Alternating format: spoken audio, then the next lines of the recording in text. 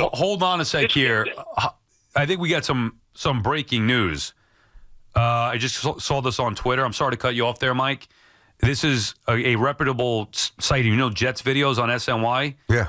Jets have fired GM Joe Douglas. Okay. All right. I think Connor Hughes has. Yeah, Connor Hughes tweeted this 2 minutes ago. The Jets fired Joe Douglas.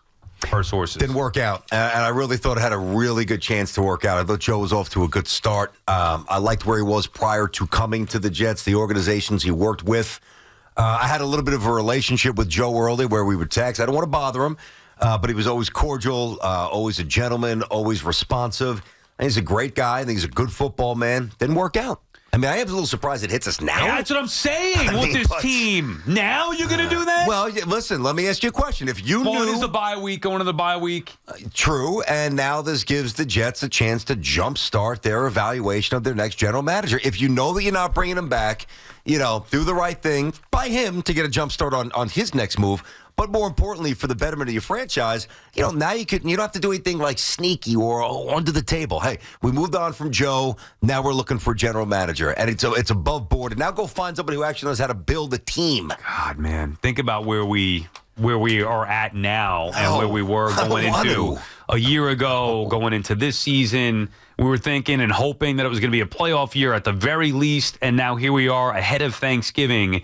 Jets in their bye week going into week 12, and they fired Joe Douglas after firing Saleh weeks ago. And it's gotten worse since they fired Saleh. They give up more points. They win less frequently. I mean, it's really the greatest failure in the history of New York sports. I said that to Sal the other day, and I mean that. Like, there's been a couple of Met teams that tried to throw big mud, like the Saberhagen, Coleman. Yeah. They tried to take a few shortcuts. The Knicks tried that a couple times with Marbury, some other examples. But this is the most colossal, by far, failure because it's on every single level.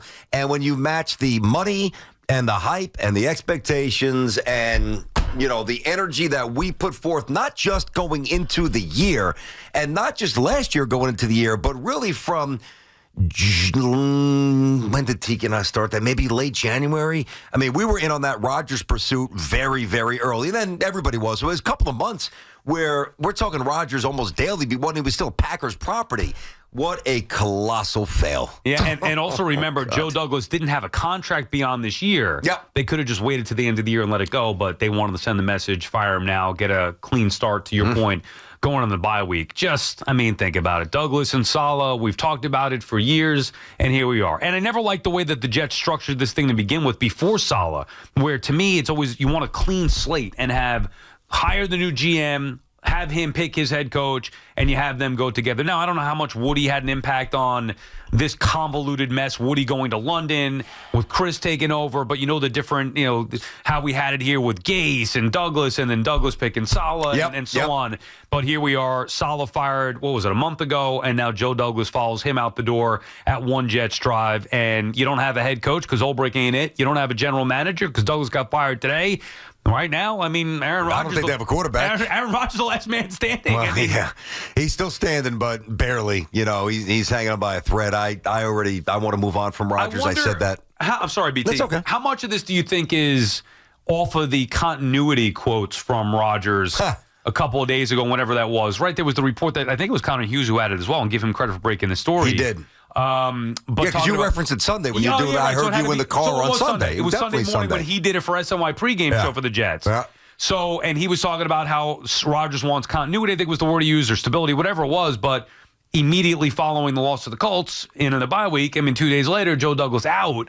I wonder if that's sending a message to Rodgers that, hey, you can say whatever you want. Like, here's where we're at. The new people are going to come in and make a decision. That would be very welcome. I don't know if I go there yet because, Joe Douglas is less impactful. I mean, he's got to get the roster, but in terms of the day-to-day coordination is less impactful on Rodgers' world. Like, Joe doesn't complicate Aaron Rodgers' world because what would complicate Aaron's world is if you get a new coach in here and, it's too punitive, although, as I outlined, I won't do it again, post-June 1, there's actually kind of a softer landing. If you designate him post-1, it's not quite as bad. The cap hit and the dead money the Jets would take.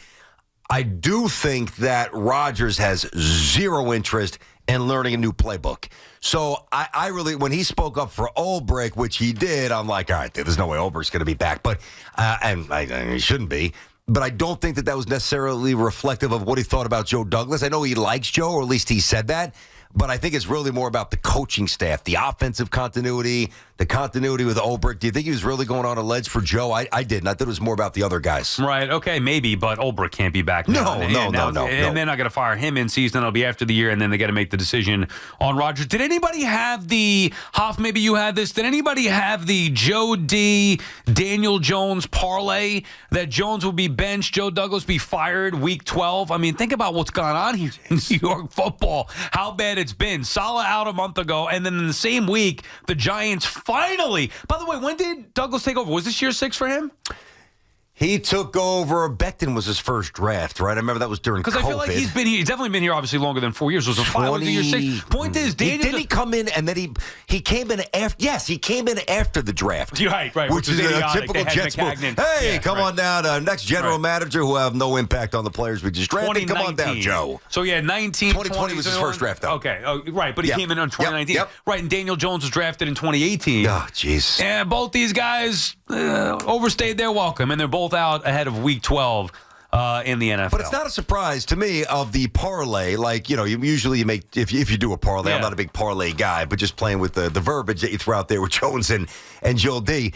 Generally, when you make a parlay bet, you feel a little bit better about one of the 2 or 3 legs that you actually put it. Like, one you're like, little reach, the other 2 you feel better about.